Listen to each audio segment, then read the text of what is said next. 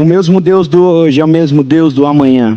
E o que Deus manda te dizer, não se preocupe com o amanhã. Porque o mesmo Deus que fez há anos atrás, o mesmo Deus da palavra, o mesmo Deus do hoje é o Deus que vai cuidar do teu amanhã. E o Senhor, Ele te trouxe aqui nessa noite para te dizer o quanto você é amado e escolhido por Ele.